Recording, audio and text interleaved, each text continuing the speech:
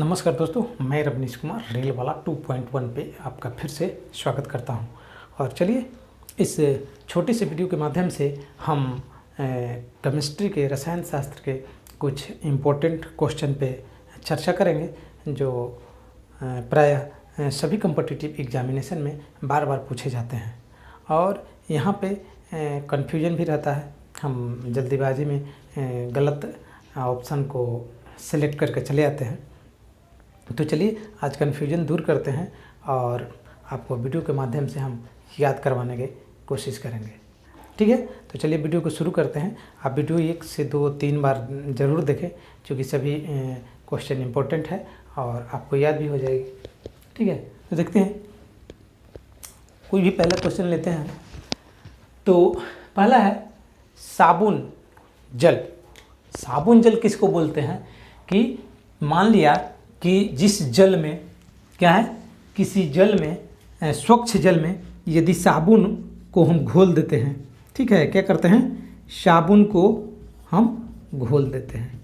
तो ये क्वेश्चन बहुत पूछता है कि साबुन यदि घोल देंगे स्वच्छ जल में तो स्वच्छ जल का पृष्ठ तनाव पे क्या असर पड़ेगा।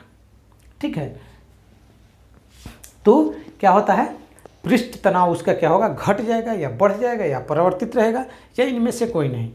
ठीक है, तो जब भी हम स्वच्छ जल में अशुद्धि को मिलाएंगे तो ये क्या हो जाएगा, घट जाएगा।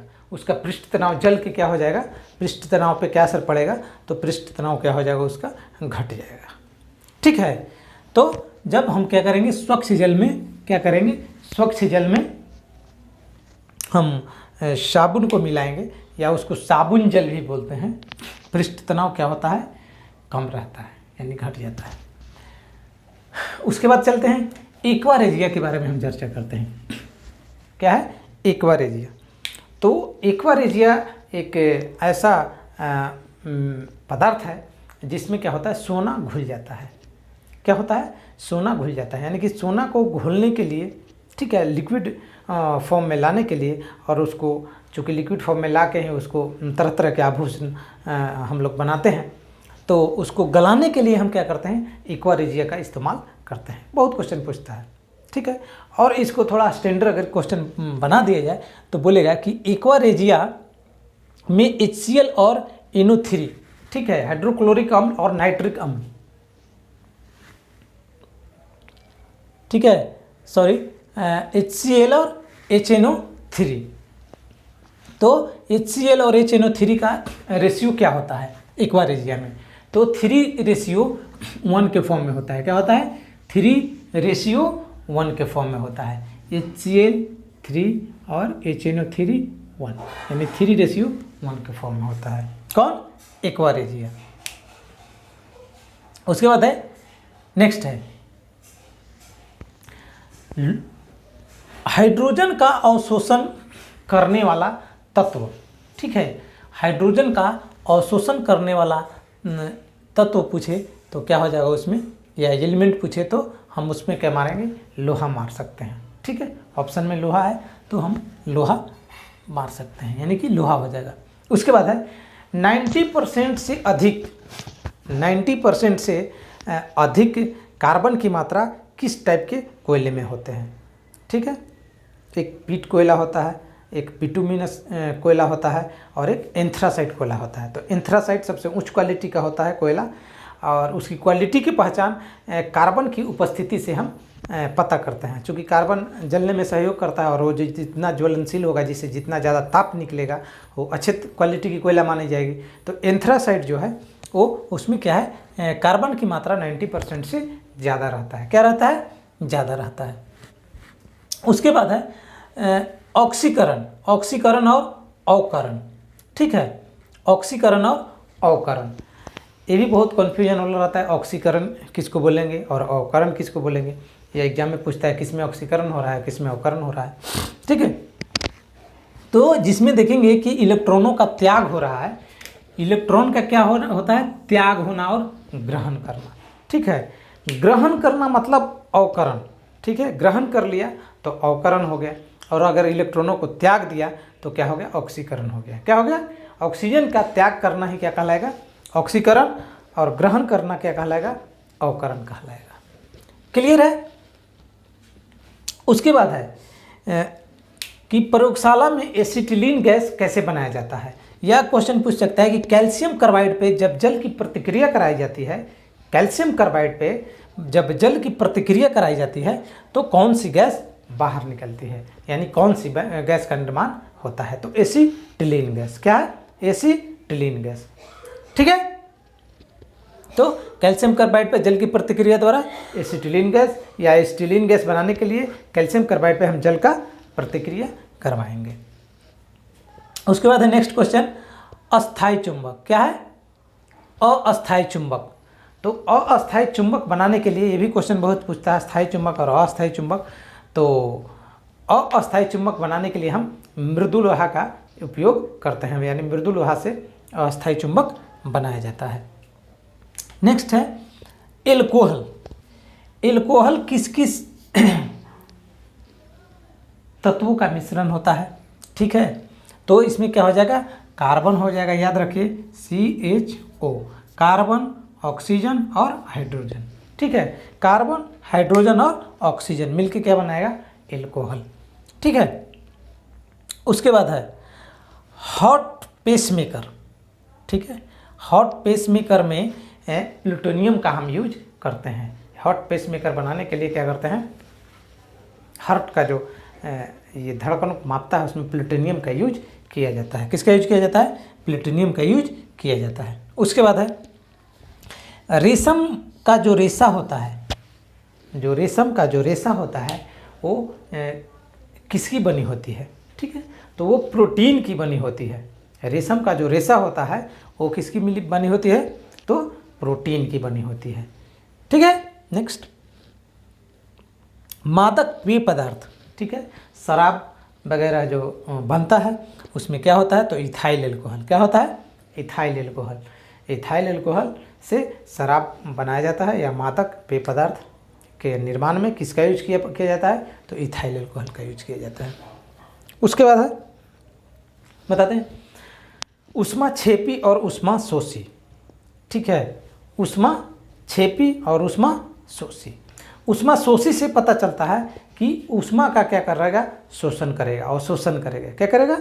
अवशोषण करेगा।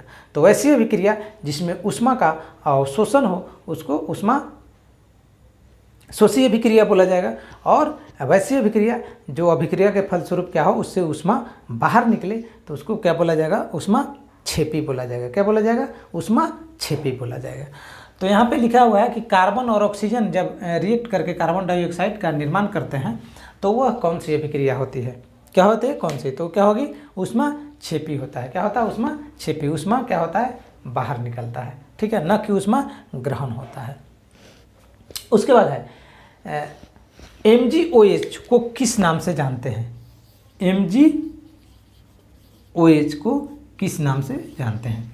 तो इसको मिल्क ऑफ मैग्नीशिया के नाम से जानते हैं। मिल्क ऑफ मैग्नीशिया, यानी कि मिल्क ऑफ मैग्नीशिया क्या हो जाएगा? तो MgOH। MgOH को हम मिल्क ऑफ मैग्नीशिया के नाम से जानते हैं। नेक्स्ट है मादक पेय पदार्थ हो गया इथाइल एल्कोहल, हॉट पेसमेकर हो गया प्लूटोनियम, रेशम का रेशा क्या हो गया? प्रोटीन। ठीक है, एल्कोहल में क्या होता है? कार्बन, हाइड्रोजन, ऑक्सीजन होता है। कैल्शियम कार्बाइड पे जल की प्रतिक्रिया द्वारा एसिटिलीन गैस। और एक क्वेश्चन है डायनामाइट। ठीक है, तो डायनामाइट में हम किस चीज़ का उपयोग करते हैं? तो नाइट्रोग्लिसरीन। एग्जाम वगैरह में नाइट्रोग्लिसरीन दिया हुआ रहता है, लेकिन कंफ्यूज कर देगा। द्रव्य यदि डाल देगा, ठोस लिक्विड द्रव्य डाल देगा तो द्रव्य नाइट्रोग्लिसरीन का हम यूज करते हैं। किसमें? डायनामाइट में, याद रखिएगा। ठीक है, तो ये हो गया। उसके बाद अवकरण हो गया, ऑक्सीकरण हो गया, इलेक्ट्रॉन का त्याग करना। अवकरण हो गया, इलेक्ट्रॉनों का ग्रहण करना। उसके बाद 90% से अधिक एल्कोहल एंथ्रासाइड में हो जाएगा। उसके बाद है पन्ना, हीरा और पन्ना। ठीक है, नाम सुने होंगे हीरा और पन्ना। तो हीरा प्राय सभी लोग को पता होगा कि कार्बन से बने होते हैं, लेकिन पन्ना क्या हो जाएगा? तो पन्ना होता है बेरिलियम। बेरिलियम का बना होता है पन्ना, यानी बेरिलियम से पन्ना बनाते हैं, कार्बन से हीरा। एक बार ये हो गया। भारी जल D2O। ठीक है, इसका अनुभार हमें पूछते रहता है, ठीक है। तो इसका अणुभर क्या हो जाएगा, 20 हो जाएगा। क्या हो जाएगा, 20 होता है। भारी जल का अणुभर क्या होता है, 20 हो जाता है। उसके बाद एक और क्वेश्चन है कि सड़े हुए अंडे की गंध, अंडा सड़ जाता है तो जो स्मेल आता है वैसी स्मेल किससे निकलते हैं, तो हाइड्रोजन सल्फाइड से, H2S बोला जाता है। क्या बोला जाता है, H2S, हाइड्रोजन सल्फाइड से सड़े हुए अंडे की गंध निकलती है। उसके बाद है बारूद। क्या है, बारूद। बारूद में क्या क्या मिला हुआ होता है, तो बारूद में क्या हो जाएगा आपको, सल्फर हो जाएगा, चाराकोल हो जाएगा और नाइटर हो जाएगा। क्या हो जाएगा, नाइटर, सल्फर और चाराकोल। क्या होगा, नाइटर, सल्फर और चाराकोल, NCS, ठीक है। नाइटर, सल्फर, चाराकोल से मिलकर क्या हो जाएगा, बारूद हो जाएगा। उसके बाद है रेशा युक्त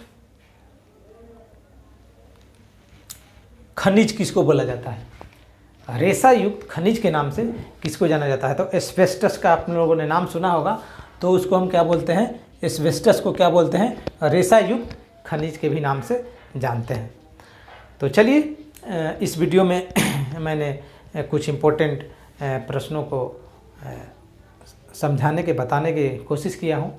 तो आप इस वीडियो को 2 से 3 बार देखें, बहुत ही इम्पोर्टेंट क्वेश्चन है, ताकि आपको याद हो और एग्ज़ाम में आए तो आप सही मार्क करके आए। तो इस वीडियो को यहीं पे समाप्त करता हूँ। वीडियो कैसा लगा इसके बारे में लाइक और कमेंट कर ज़रूर बताएं, और यदि अच्छा लगा है तो अपने दोस्तों को भी शेयर करें और हमारे चैनल को सब्सक्राइब कर लें, ताकि नेक्स्ट वीडियो का नोटिफिकेशन सबसे पहले आपके पास पहुँचे। तब तक के लिए धन्यवाद, गुड बाय, टेक केयर।